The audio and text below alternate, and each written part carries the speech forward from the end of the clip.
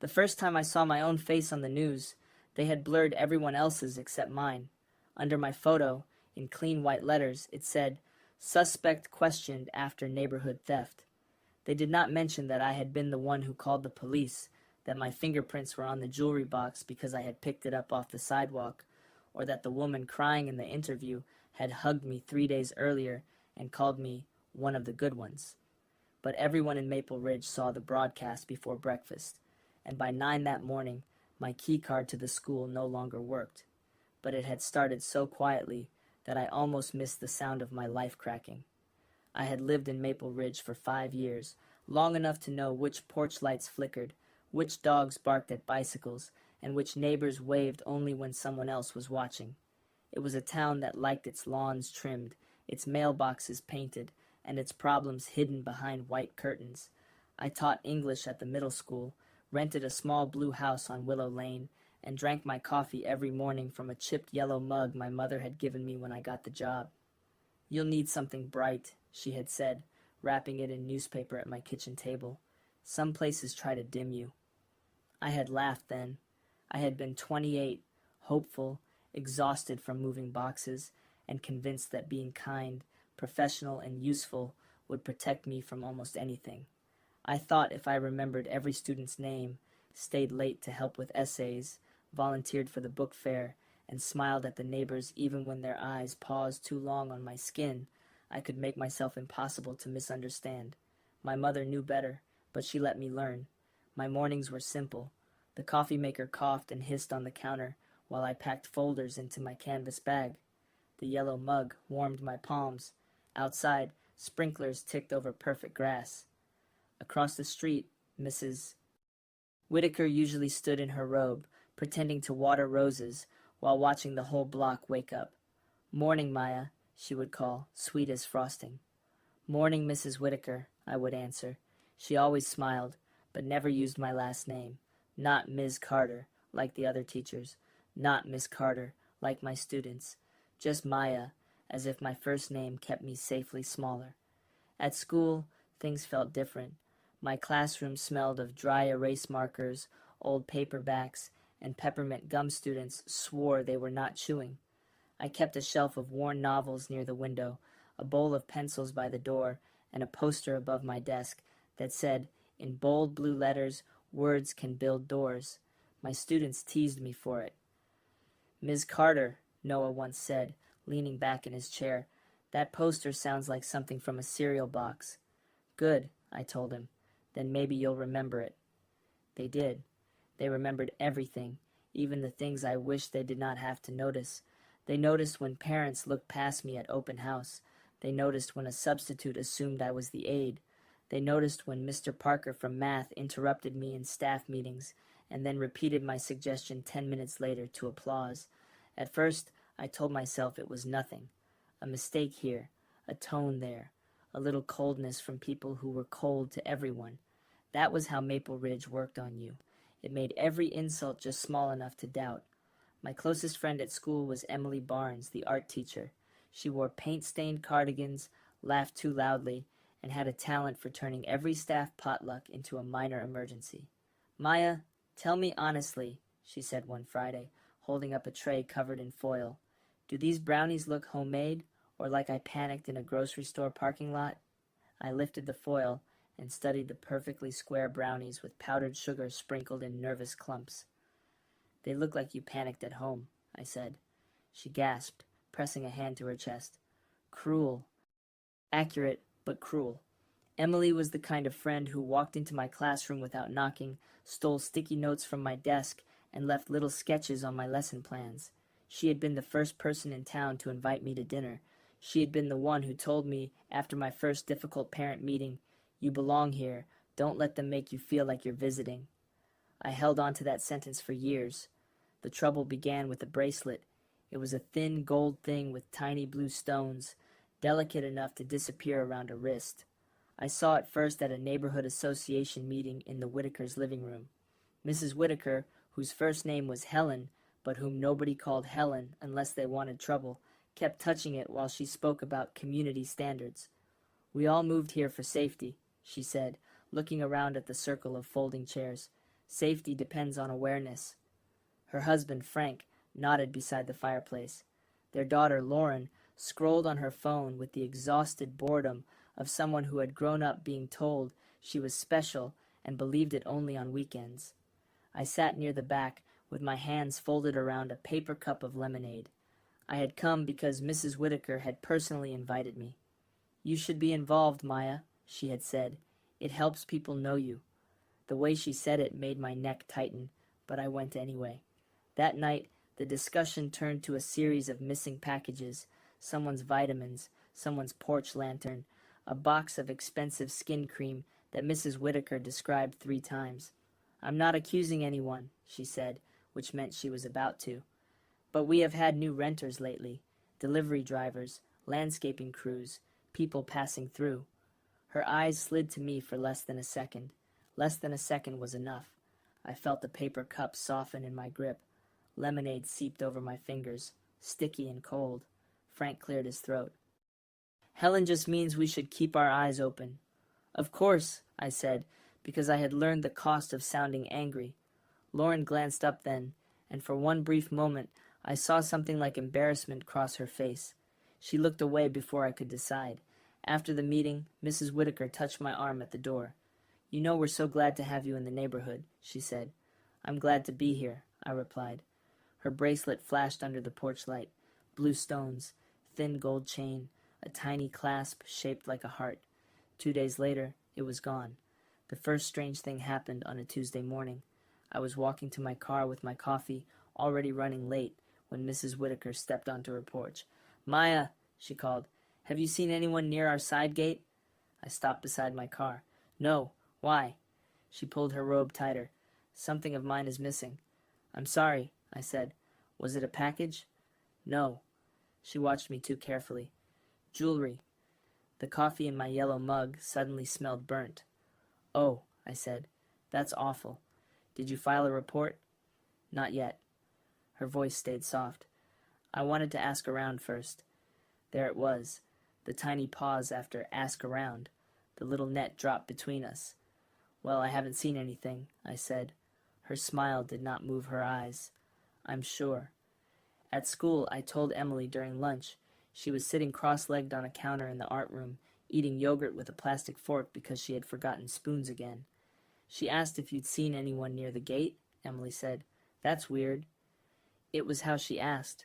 Emily lowered the yogurt. "Do you think she suspects you?" I laughed too quickly. "No, that would be ridiculous." But the word ridiculous had no weight. It floated between us like a paper boat in dirty water. Emily hopped down from the counter. "Maya, listen to me. If she starts something, document it." "Document what? A tone?" "Yes," she said, suddenly serious. "The tone, the dates, the words. All of it." I looked at her then, really looked. "You sound like you've thought about this." She wiped her fork on a napkin. "I've seen people here do ugly things politely." That should have stayed with me. It did not. Or maybe it did, somewhere under the daily noise of bells, essays, meetings, grocery lists, and the constant effort of staying calm in places that made calmness a requirement of survival. The second strange thing happened that Friday. I found the jewelry box near the sidewalk. It was small, velvet, and dark green, half hidden under the hedge between my yard and the Whitakers. I noticed it because the sprinklers had soaked one corner, making the velvet look bruised. At first I thought it was a toy. Then I saw the gold letters stamped on top. I remember exactly how the morning sounded. A lawnmower coughed somewhere down the block. A crow screamed from the telephone wire. My car door stood open, chiming because my bag had knocked the key fob. I bent down, coffee still in one hand, and picked up the box with the other. It was empty. My first thought was simple: Mrs. Whitaker's bracelet. My second thought came colder: do not be holding this when she sees you. I turned toward her house. The front curtains moved. For 1 second I stood frozen, the wet velvet cold against my fingers. Then I set my mug on the car roof, pulled out my phone, and called the police. "I found what might be property from a theft," I told the dispatcher. My voice sounded too formal, as if I were reading from a script. "It's outside my house. I don't want to touch it more than I already have." The officer arrived 20 minutes later. His name was Officer Grant. He was young, pale, and had the bored politeness of someone deciding whether a situation deserved effort. "So you found it there?" he asked, pointing to the hedge. "Yes." "And you picked it up?" "For a second. Then I realized I shouldn't." He looked at the box, then at me. "You live alone?" The question hit like a pebble thrown at glass. "Yes," I said. "Anyone else have access to your house?" "No." Mrs. Whitaker came out while he was still writing notes. She looked smaller without makeup, but not softer. "That's mine," she said, pressing one hand to her chest. "That's the box." Officer Grant turned. "Ma'am, do you recognize this?" "Yes, my bracelet was in there." I stepped back to give them room. Mrs. Whitaker looked at me then, not at the box, at me. "Where did you find it?" she asked. "By the hedge," I said. "I called as soon as I saw it." She inhaled sharply. It was a delicate sound, almost theatrical. "How strange," she whispered. Officer Grant glanced between us. "Do you two share this property line?" "Yes," she said before I could answer. "Our houses are very close." I felt heat crawl up my neck. "The hedge is outside, officer. Anyone could have dropped it." "Of course," he said, not writing that down. That was the moment I should have called a lawyer. That was the moment I should have taken pictures, recorded names, asked for a report number, done all the things people advise after the damage is already done. Instead, I went to work because I had 7th graders presenting personal narratives, and because I still believed normal life would protect me if I kept showing up for it. By Monday, parents were calling the school. I did not know that yet. I only knew the front office went quiet when I walked in. Mrs. Lawson, the secretary, looked at me over her glasses and then looked away. Mr. Daniels, the principal, stepped out of his office, holding his phone face down. "Maya," he said, "can you come in for a minute?" His office smelled of burnt coffee and lemon polish. On his desk sat a framed photo of his golden retriever in a bow tie. I had always liked that ridiculous dog. That morning, even the dog seemed to be judging me. "Is everything okay?" I asked. Mr. Daniels closed the door carefully. Too carefully. "I want you to know we're handling this with sensitivity," he said. My stomach tightened. "Handling what?" He sat, then stood again, then leaned against his desk. "There was an incident in your neighborhood." "Yes," I said slowly. "I found a jewelry box and called the police." He blinked once. "That's not exactly how it's being described."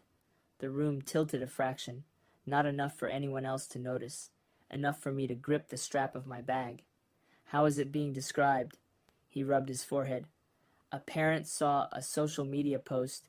It suggested you were involved in the disappearance of an expensive bracelet."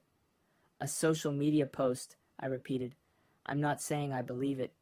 "Who posted it?" "Maya." "Who posted it?" He sighed. "Helen Whitaker." "Of course." He turned his monitor slightly, hesitated, then let me see. The post had been shared in the Maple Ridge Community Watch Group. There was a photo of the wet velvet jewelry box sitting near my hedge. The caption read, "Heartbroken. A family heirloom vanished from our home. Its box was discovered at the edge of a neighbor's property after concerns had already been raised. Police are aware. Please be careful who you trust, even when they seem respectable." She had not used my name. She had not needed to. Below it were comments. "Oh no, Helen, I had a feeling. This is why we need cameras.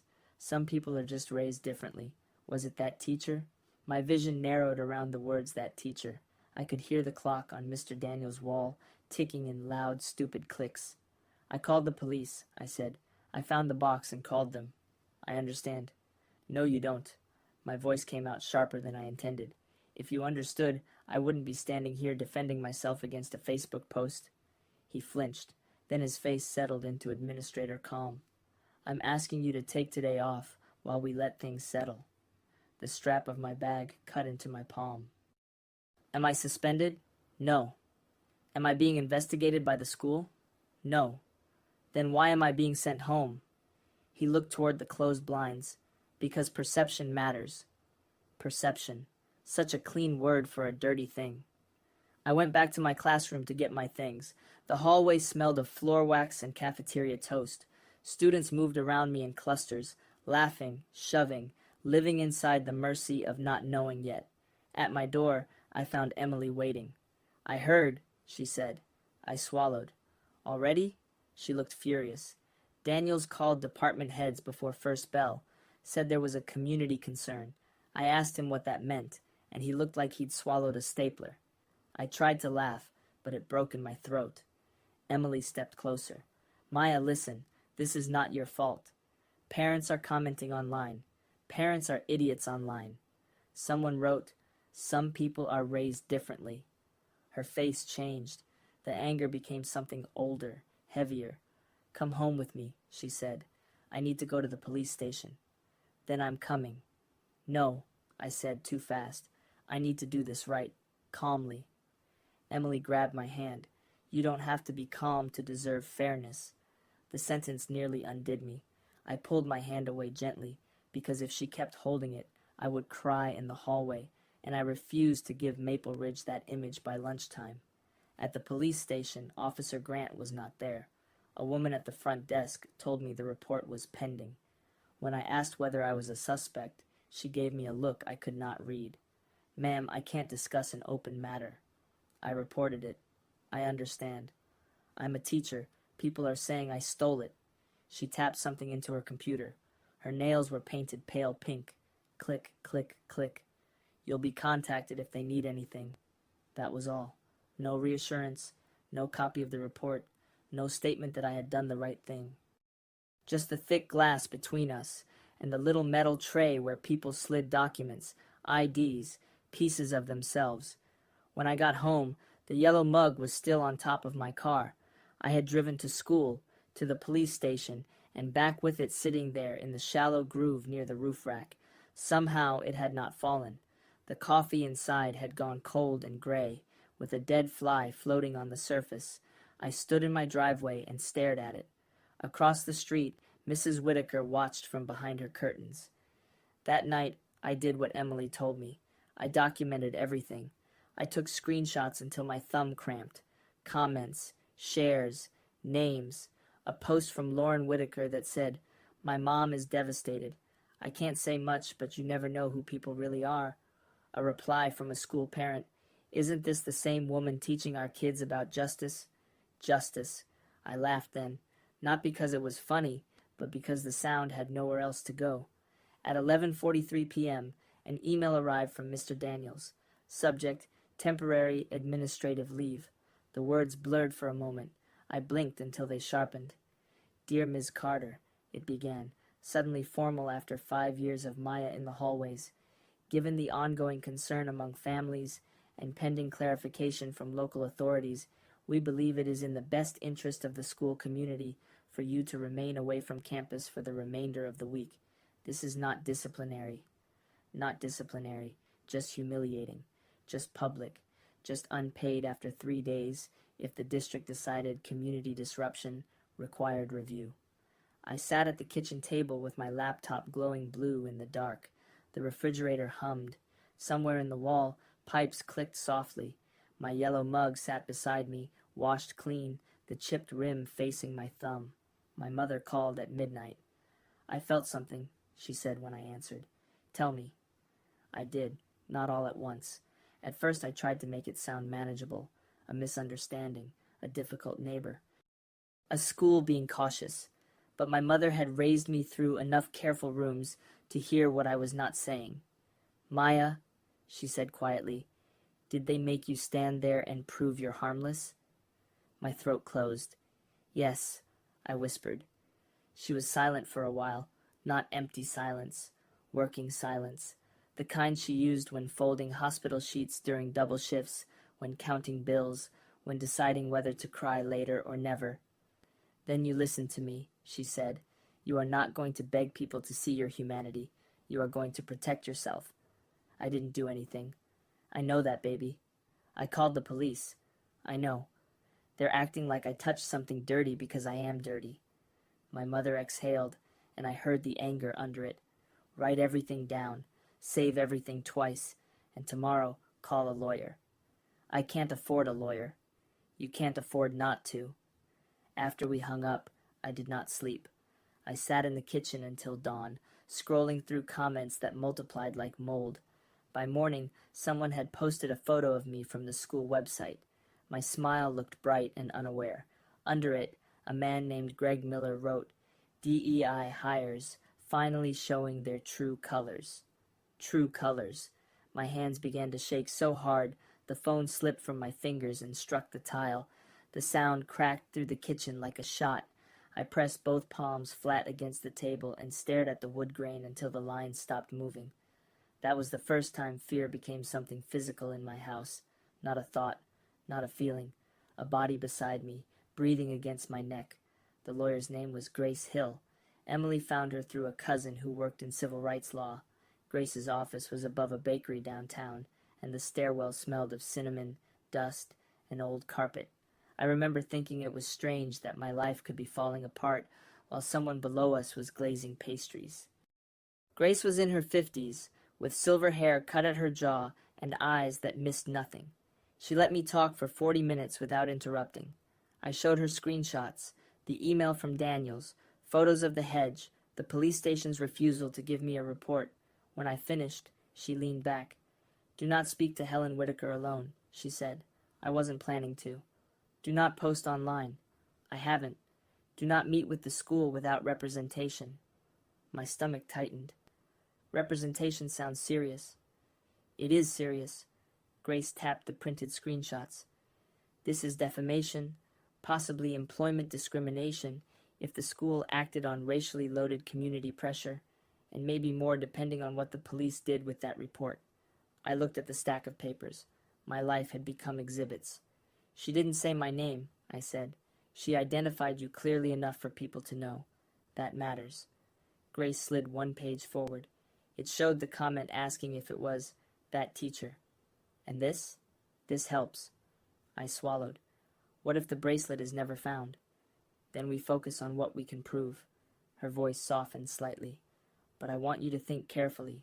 Who had access to Helen's house? Family, cleaners, visitors?" "Her husband, her daughter Lauren, maybe friends from the neighborhood group." "Any cameras?" "Everyone has cameras." "Good," she said. "Cameras are loyal until people delete things." That sentence stayed with me. When I got home, there was a note taped to my front door. It was written on pale floral stationery.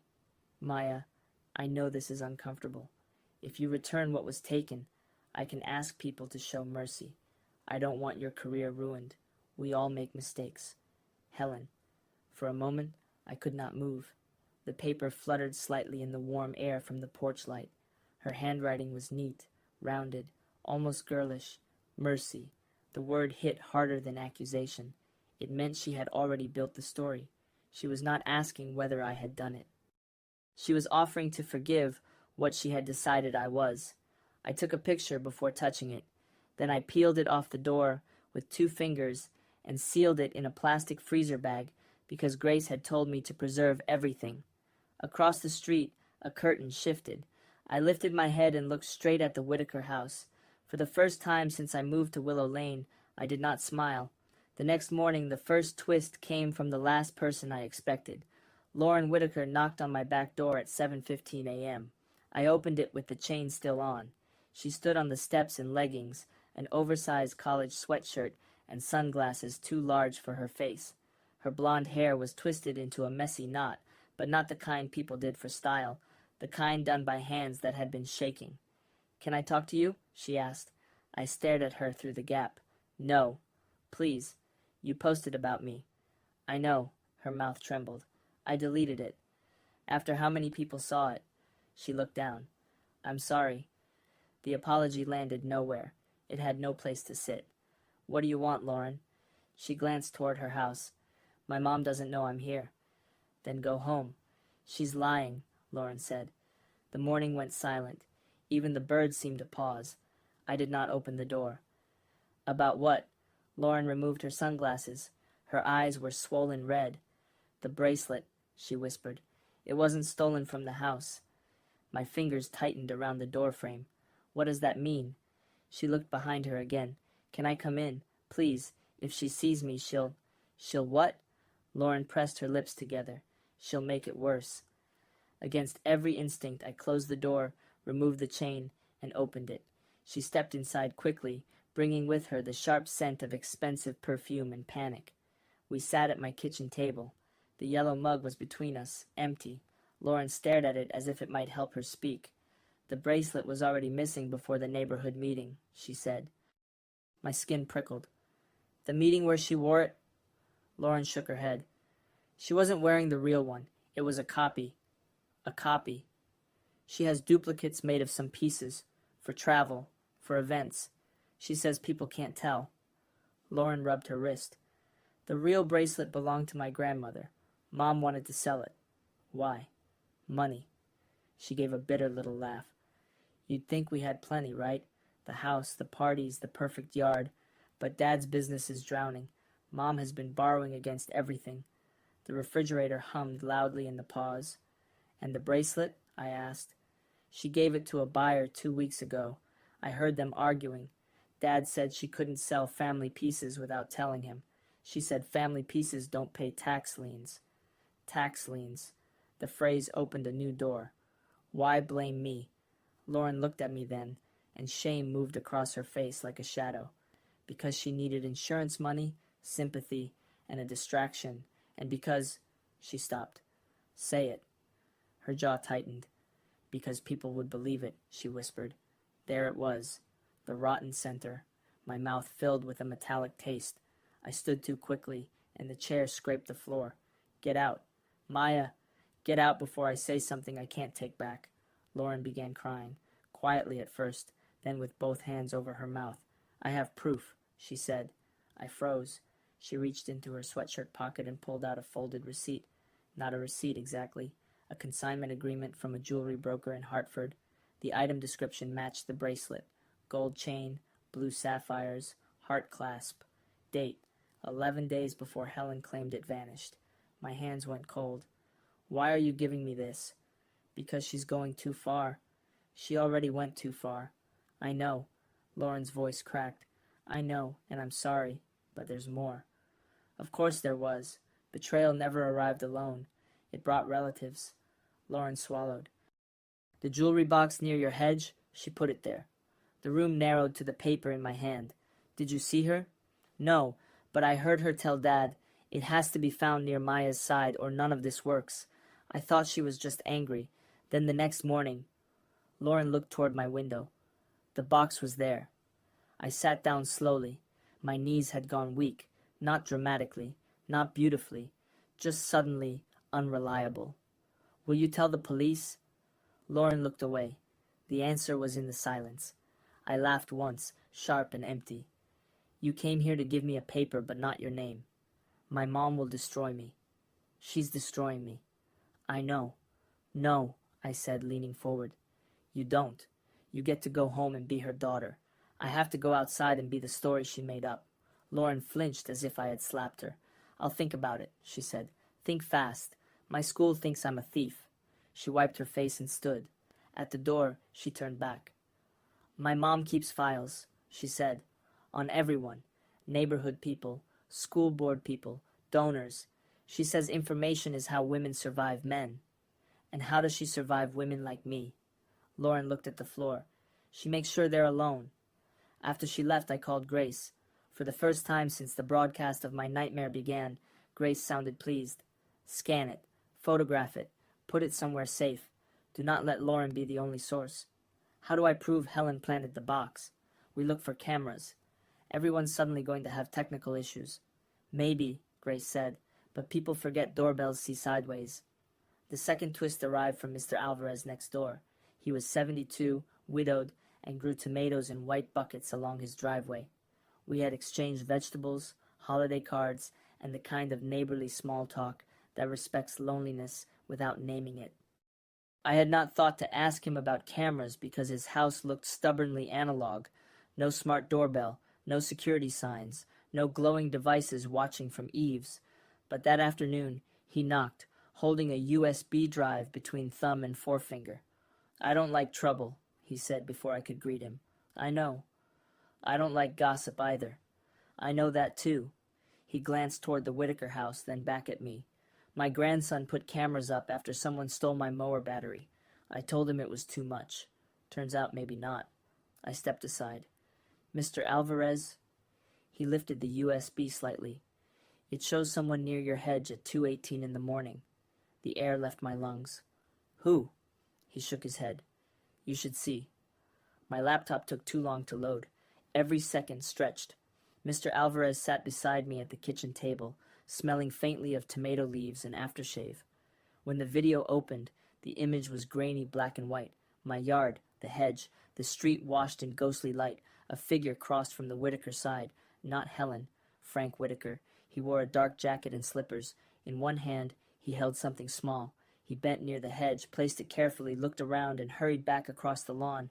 I watched it 3 times. On the 4th, my body finally reacted. A cold sweat broke along my spine. My fingers went numb, then prickled painfully as blood rushed back. Frank had seemed harmless, quiet, background. The man nodding beside the fireplace while Helen sharpened words. The man who said, Helen just means... The man who softened her edges for public consumption. He had not been softening anything. He had been holding the blade. Mr. Alvarez watched my face. I'm sorry, he said. The gentleness almost broke me. Why didn't you come sooner? I asked, then regretted it. He did not defend himself. That was worse. I was afraid, he said. My daughter cleans houses in this neighborhood. People like Helen can make calls. There it was again. Fear, moving through Maple Ridge like groundwater, invisible until foundations cracked. I understand, I said, though part of me did not want to. He nodded slowly. No, you understand too well. Grace moved quickly after that. She sent a letter to the police department, the school district, and Helen Whitaker. The words were precise and cold. Defamatory statements, false implication of criminal conduct, racially charged commentary, preservation of evidence, potential civil action. She attached the consignment agreement and noted the existence of surveillance footage without sending the video yet. Why not send it? I asked. Because people behave differently when they don't know exactly what you have, she said. By then, the local news had picked up the story from social media. They used my school website photo, the same one where I looked bright and unaware. They called me a local educator questioned after stolen jewelry was reportedly found near her property. Reportedly, allegedly, words that let them step close to the fire without admitting they had lit anything. That night, a parent left a voicemail on my school extension. Emily sent it to me because Daniels had forwarded it to the department, asking staff not to engage. The woman's voice shook with righteous excitement. I don't want someone like that teaching my son about morality, she said. I always had concerns. She was very political with those books. Those books, novels about children surviving war, families crossing borders, girls refusing silence, boys learning tenderness. Books were political when they taught children to recognize cages. The third twist came hidden inside the school itself. Emily called me late Wednesday. You need to come over, she said. I'm not supposed to be on campus. Not campus, my apartment, now. Her apartment was above a florist, crowded with canvases and plants she kept forgetting to water. When I arrived, she opened the door before I knocked. I found something, she said. What? She led me to her kitchen table, where her laptop sat open. On the screen was an email chain. I shouldn't have this, she said, but Daniels asked me to print something from the shared admin folder last month, and apparently I still have access, because this district runs on duct tape and denial. What am I looking at? She pointed. The email was from Helen Whitaker to Principal Daniels, sent 3 days before the jewelry box appeared. Subject, concerns about Ms. Carter. I read slowly at first, then faster. Helen claimed parents had noticed an aggressive tone in my classroom. She wrote that I centered race too often and made traditional families feel judged. She referenced a lesson where students analyzed bias in media headlines. She attached screenshots from the school newsletter showing me with students at a debate tournament. Then came the sentence that made the room sharpen. Given the increasing discomfort among families, it may be wise to consider whether Ms. Carter remains the right cultural fit for Maple Ridge Middle. Cultural fit. I felt my pulse in my teeth. Keep reading, Emily said quietly. Daniels had replied, I hear you. Maya is popular with students, but I understand the optics. Let's discuss after the neighborhood issue settles. After the neighborhood issue settles. Before it happened. My mouth went dry. He knew she was targeting me. Or he knew she wanted you gone and saw the theft rumor as convenient, Emily said. Her voice was flat, furious. I scrolled further.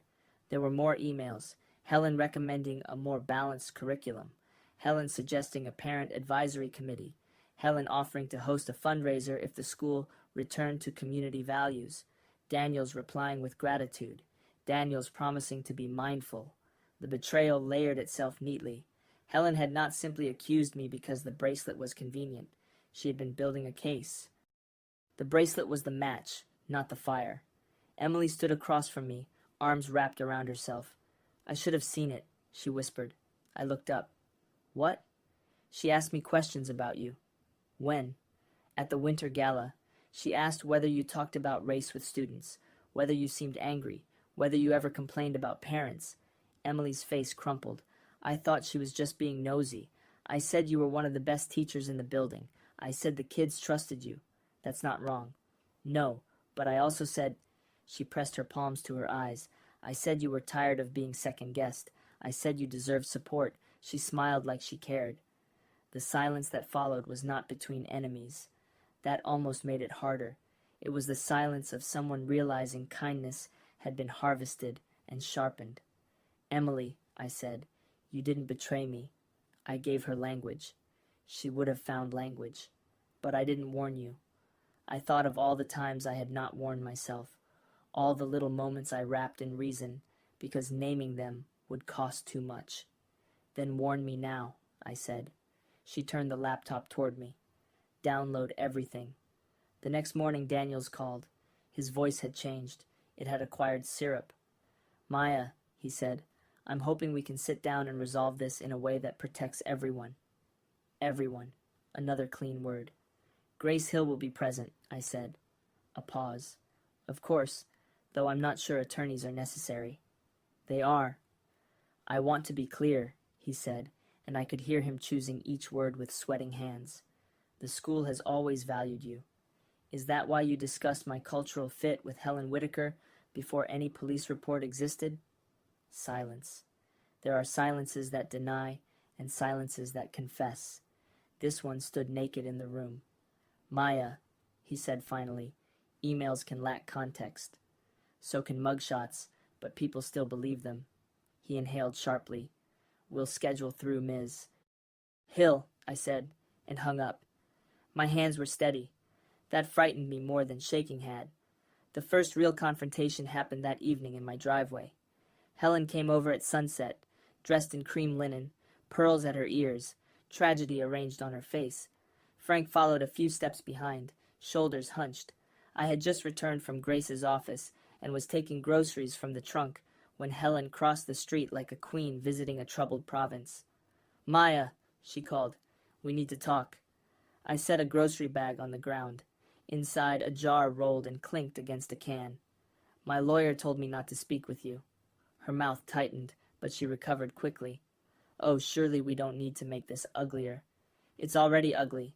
Frank looked at the pavement. Helen lowered her voice. I know you're scared. I would be too. But if you keep pushing, people will dig into things. What things? She smiled sadly, as if disappointed by my tone. Your background, your finances, your classroom choices. People ask questions when someone refuses accountability. The word accountability made something inside me go very still. You planted the box, I said. Frank's head snapped up. Helen did not move. Excuse me? You heard me. A car slowed at the corner. Mrs. Miller from 3 houses down pretended to check her mailbox. Helen noticed. Her eyes gleamed. An audience strengthened her. This is exactly what worries people, she said, louder now. The aggression, the accusations. I came here with compassion. You came here because you're scared, Frank whispered. Helen. She turned on him with one sharp look, and he shrank. I saw it then. Her power did not roar at home. It pressed. It narrowed rooms until people stood where she wanted. Helen faced me again. I have tried to protect you. No, I said. You tried to frame me. Mrs. Miller's mailbox clicked shut. She stayed outside. Helen's voice dropped to a hiss. Be careful, Maya. You may think the world is eager to make you a martyr, but people are tired of being called racist every time they notice a pattern. There it was, stripped of perfume. My keys were in my hand. They dug crescent moons into my palm, but I did not loosen my grip. What pattern did you notice, Helen? Her nostrils flared. That things go missing when certain people move in, she said. Frank closed his eyes. The street seemed to hold its breath. Somewhere, a dog barked once and stopped. I stepped closer. Say certain people again. She lifted her chin. You know what I mean. Yes, I said. I do. That's the problem. Mrs. Miller stood frozen by her mailbox. Frank whispered Helen's name again, but this time there was pleading in it. Helen smiled, small and vicious. You should have taken mercy when I offered it.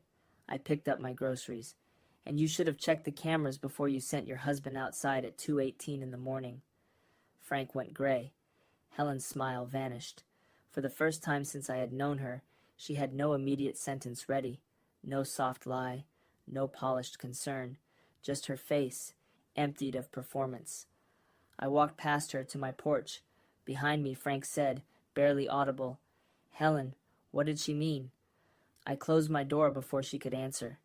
That night, Maple Ridge shifted, not publicly, not honestly, but I felt it. Curtains moved with a different rhythm. Comments disappeared. The community watch post vanished. Those screenshots lived in 3 separate folders and Grace's inbox.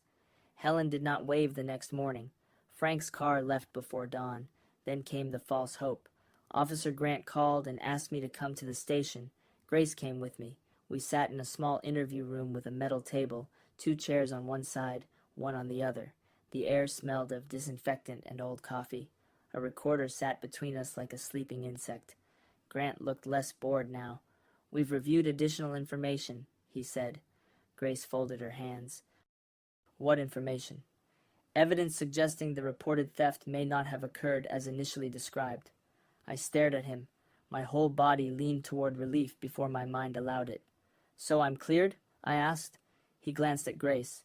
The investigation is ongoing. Grace's voice sharpened. Is Ms. Carter a suspect? At this time, no. At this time. The phrase slid under my ribs. Will you issue a statement? I asked. Grant frowned. We don't typically. You let my name become public. We did not release your name. You questioned me in my driveway while Helen Whitaker watched, then did nothing when she told everyone I was involved. Grant's jaw tightened. Social media is outside our control. Grace leaned forward. But your report is not. We want a copy of the initial report, notes, body camera footage, and any communication with Mrs. Whitaker. Grant looked at her. That may take time. The damage did not take time, Grace said. For one brief second I loved her. When we left, I stood in the parking lot and let the sun hit my face. My knees felt weak with almost hope. Not justice. Not yet. But the first official sentence that did not place me under suspicion. Then my phone buzzed. An email from the district. Subject, Notice of Professional Conduct Review. I opened it with Grace beside me. The district had received additional parent concerns about my curriculum, classroom demeanor, and politically sensitive instruction. I was to remain on leave pending review. Helen's first accusation was collapsing, so the second machine had started. Grace read over my shoulder and swore under her breath. Can they do this? I asked. They can try. The hope that had risen in me folded like wet paper. That was when anger finally arrived clean. Not hot, not wild. Clean. It stood up inside me, straightened its jacket, and began taking notes. The next week became a chain reaction. Grace filed formal notices. Emily quietly gathered statements from teachers who had seen parents target my lessons after Helen's emails. Mr. Alvarez gave a signed statement and the full camera file. Lauren stopped answering my calls for 2 days, then sent a text. I'll talk, but not alone. We met her at Grace's office. Lauren arrived with Frank. I had expected him to look guilty. He looked ruined. His shirt was wrinkled, his eyes bloodshot, and his hands shook as he accepted water from Grace's assistant.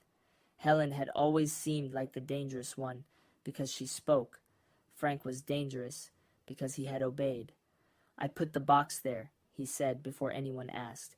His voice cracked. "Helen told me to." Lauren sat beside him, crying silently. Grace turned on the recorder. "Start from the beginning." Frank looked at me, then away. "The bracelet was sold," he said.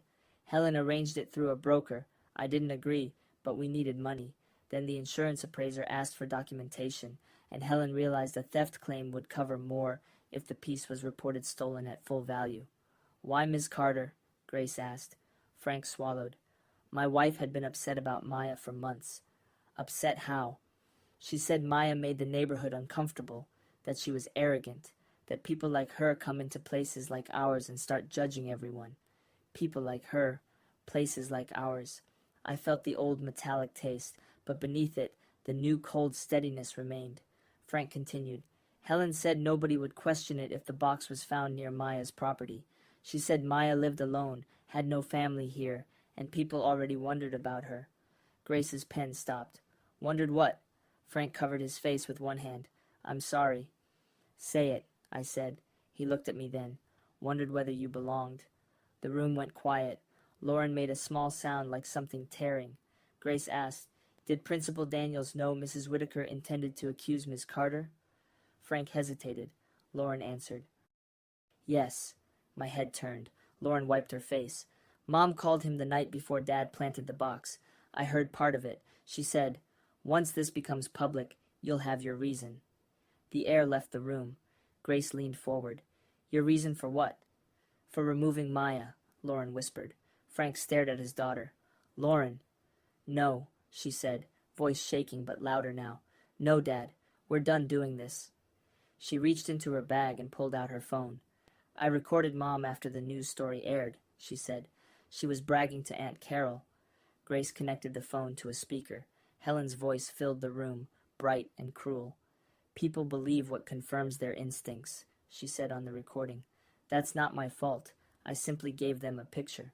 Aunt Carol's muffled voice asked something. Helen laughed. "Oh, please. If Maya were blonde and named Ashley, I'd have needed real evidence." No one moved. My body reacted before my mind did. Heat flooded my face, then drained so fast my fingertips went cold. I pressed my feet into the floor. The carpet was rough through my shoes. The hum of the office lights became enormous. Grace stopped the recording. Lauren was sobbing now. Frank sat like a man watching his house burn and knowing he had bought the matches. I looked at him. "You watched her do this." He nodded once. "You helped." He nodded again. "You let me walk outside every day under that accusation." His mouth trembled. I was afraid of losing everything. I heard my own voice come out level, almost gentle. "So, you chose me." He closed his eyes. That was the second killer line, though I did not know it then. It did not sound dramatic. It did not need to. It landed because it was true. The final confrontation came at the school board meeting. Grace had advised patience. She had already filed claims. The police had reopened the insurance fraud angle. The district had tried to postpone my conduct review. But Maple Ridge loved public image more than truth, and nothing moved there until embarrassment became visible. So, we made it visible. The meeting was held in the high school auditorium. Rows of blue seats, fluorescent lights, a long table where board members sat with bottled water and guarded faces. Parents filled the room. Teachers clustered near the side walls. Reporters stood in the back because Grace had sent them just enough to make attendance worthwhile. I wore a navy dress, small gold earrings, and no smile. Emily sat in the third row, with Mr. Alvarez beside her. My mother had flown in that morning and sat on my other side, holding the yellow mug in both hands. She had brought it from my kitchen in her tote bag. "For courage," she had said. "It's a mug, Mom. It has survived more than some people." When public comment began, Helen spoke first. Of course she did. She walked to the microphone in a pale blue suit, her hair perfect, her face composed into wounded dignity. Frank was not with her. Lauren sat near the aisle, pale and rigid. "I am here as a mother, homeowner, taxpayer, and supporter of this district," Helen began. "This has never been about race, despite what some may claim. It has been about safety, values, and whether our children are being taught by someone who respects this community. A murmur moved through the room. My mother's hand found mine. Helen continued, voice thickening. My family has suffered a violation. Instead of compassion, we have been attacked. I have been called names, threatened with lawsuits, silenced for asking questions. Grace leaned toward me. Wait. Helen dabbed under one eye with a tissue. No tears came off. I asked the board to consider whether Ms. Carter's presence serves our children or divides them. She stepped back to applause from maybe a third of the room. The rest sat uneasy, eyes darting. Then Grace stood. She did not rush. She carried a folder to the microphone and placed it down with quiet precision.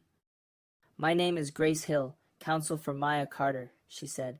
Because Mrs. Whitaker has chosen to repeat defamatory claims in a public forum, we will respond in the same forum. The room tightened. The board chair leaned toward his microphone.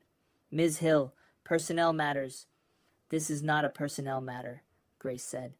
It is a civil rights matter, a defamation matter, and, based on evidence already provided to law enforcement, potentially an insurance fraud matter. Helen's face changed by one shade. Only one. I saw it. Grace lifted the first document. 11 days before Mrs. Whitaker claimed her bracelet had been stolen, she consigned that bracelet to a jewelry broker in Hartford. A sound passed through the room. Not a gasp exactly. A collective intake. Helen stood. That is private financial. Sit down, Helen, Lauren said. Everyone turned. Lauren had risen from her seat. Her hands trembled, but her voice carried. You sold it, she said. Then you made Dad plant the box. Helen's mouth opened. Lauren faced the board. I lied online because my mother told me Maya was dangerous and trying to ruin us. That was false. Maya did nothing. My mother targeted her because she knew people would believe the worst about a black woman before they asked for proof. The room went so silent I could hear someone's bracelet clink against a chair. Helen whispered, Lauren, stop. Lauren shook her head. No. Mr. Alvarez stood next, slow, careful, one hand on the seat in front of him. My camera saw Frank Whitaker place the jewelry box near Ms. Carter's hedge at 2:18 in the morning, he said. I gave the video to her lawyer and the police. A reporter in the back raised a camera. The board chair's face had gone gray. Grace lifted another page. We also have emails between Mrs. Whitaker and Principal Daniels discussing Ms. Carter's cultural fit before the alleged theft became public. Daniels, seated near the aisle, stared at the floor. My mother squeezed my hand once and let go. Grace turned slightly toward me. I stood. The walk to the microphone felt longer than the whole week before it. Every eye followed me, some curious, some ashamed, some still hard, because evidence does not cure everyone. I rested my hands on the sides of the podium. The wood was smooth from years of nervous palms. I looked at Helen. She stared back with naked hatred now, mask gone, tissue crushed in her fist. For 5 years, I said, I taught your children to read carefully, to ask who benefits from a story, to notice what is said and what is left out.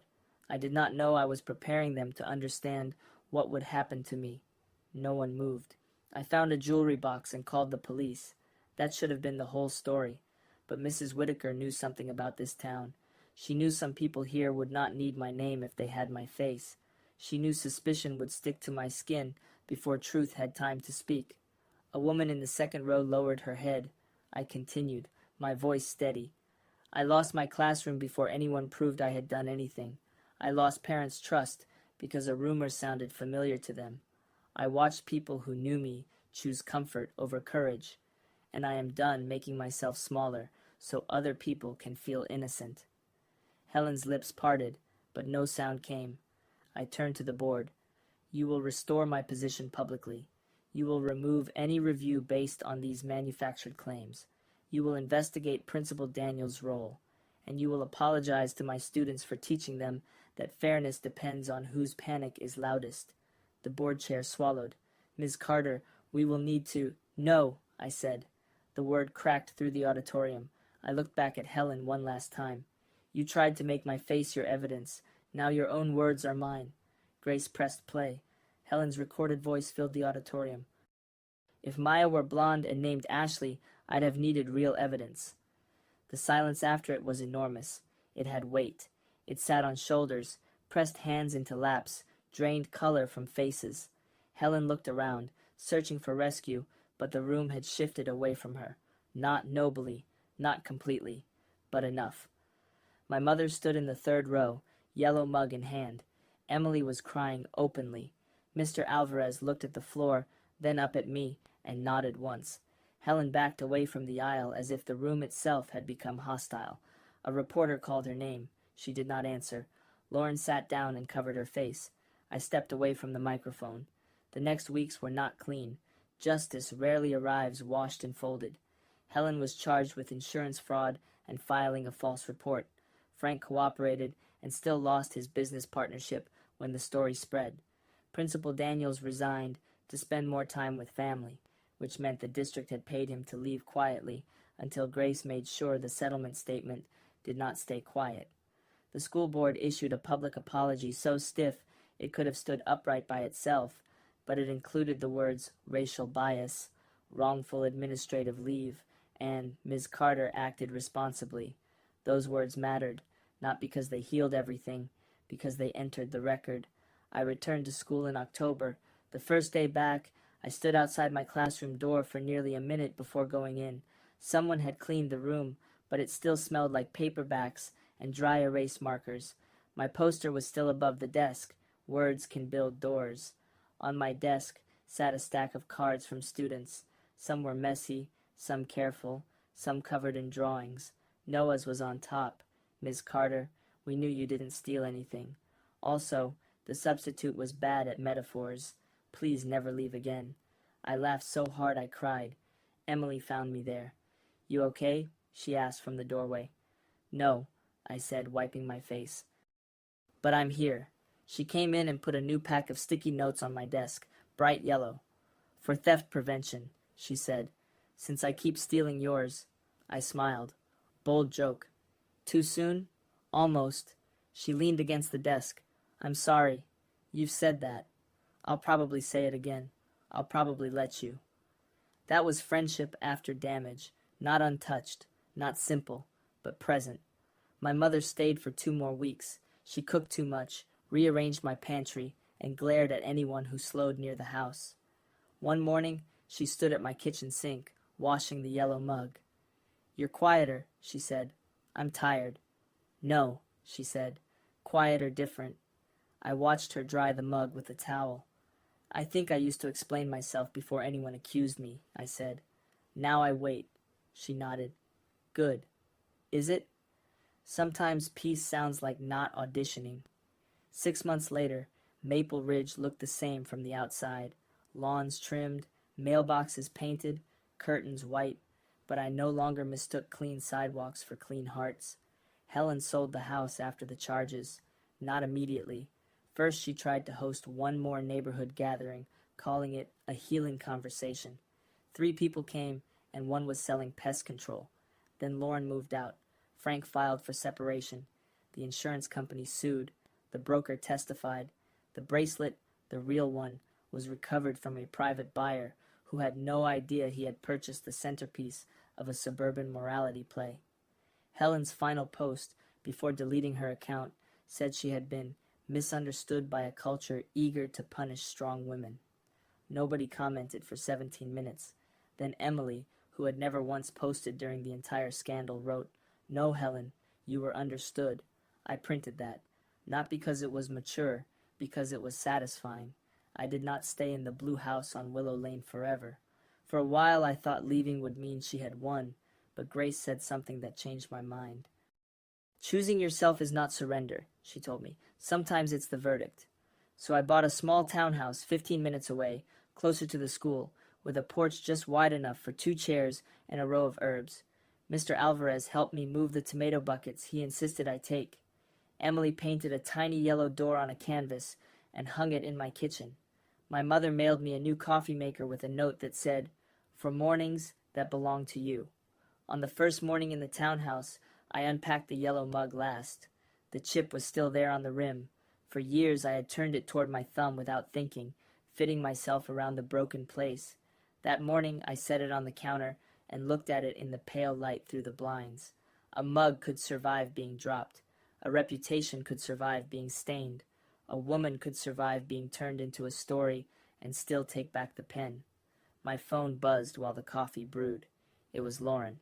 I had not seen her since the hearing, except once, from across the courthouse hallway. Her message was short. I know sorry isn't enough. I'm trying to become someone who would have told the truth sooner. I hope you're okay. I read it twice. Then I set the phone down without answering. Maybe one day I would. Maybe I would not. Forgiveness, I had learned, was not rent I owed for surviving. At school, my students were reading essays about point of view. I asked them how a story changes depending on who gets to tell it. Noah raised his hand. The facts don't change, he said, but what people notice does. I leaned against my desk, the yellow mug warm in my hands. That's a good start, I told him. A girl in the front row, quiet all year, lifted her hand next. And sometimes people call it perspective when it's really prejudice, she said. The room went still in that particular way classrooms do when truth enters without knocking. Yes, I said softly. Sometimes they do. After class, I stood by the window and watched students spill into the hallway, loud and alive, carrying books, secrets, jokes, and futures nobody had the right to narrow for them. The mug warmed my palms. Outside, sunlight hit the glass and threw my reflection back at me. For once, I did not study my face for what others might see first. I saw myself. The yellow mug had once been my mother's warning, then my witness, then the thing I held while strangers decided what my skin made possible. Now it was just warm in my hands, bright against the morning, proof that some things could be chipped and still hold what mattered.